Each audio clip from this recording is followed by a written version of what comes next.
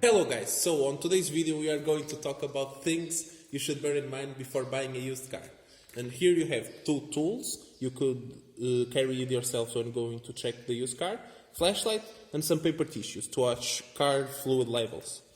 First thing I like to see in the engine bay is if watch for some dents on these areas right here. And as you can see, you have here some dents.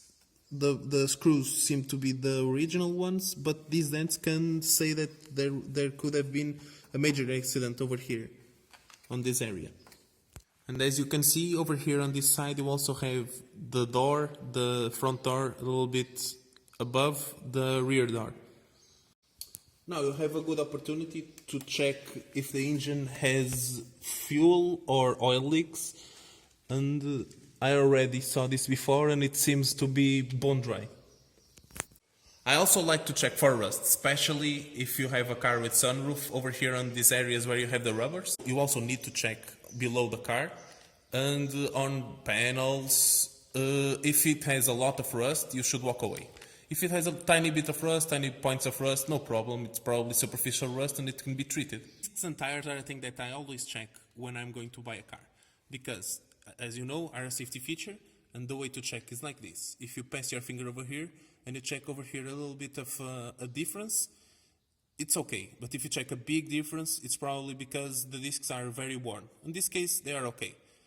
Regarding the tires are very short. They are on their final legs, and you can use this to negotiate the lowering of the price of the car. To avoid bad surprises on the future, I advise you to always check everything before buying a car.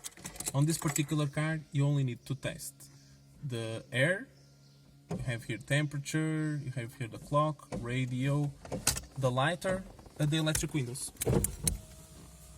The most important part of this process is the test drive, and I advise you to do the test drive in the most silent environment possible, because you can't hear how the car is working if you have anyone talking or if you have the radio on. So, first thing, check if the idle is stable. If it's not stable, you can have some kind of problem, injector problem, fuel pump problem. Then you should check if the car heats up while you're driving. It should be on the 90 degrees Celsius range. Also, very important thing, check if the clutch is okay. If it's too rough, probably it will need a replacement, and the replacements are very expensive, especially if you won't do it yourself. Check if the brakes are okay, if they don't make noise, like a clunkering noise. Try driving the car on the straight line on the asphalt road to see if the car bounces to one side or the other. If it does that, probably it has some kind of misalignment on the front wheels, or it could be a problem of some chassis or structural damage. Ask the owner if you can push a little bit the car. Sometimes you have a very good idea how the car is going if you push it a little bit. But don't forget to ask the driver before doing it. To make sure you don't forget any of these points, I advise you to make a checklist. Also, if you have any more points that you find to be relevant, please comment on the section below. And thank you for watching, and keep tuned to the channel.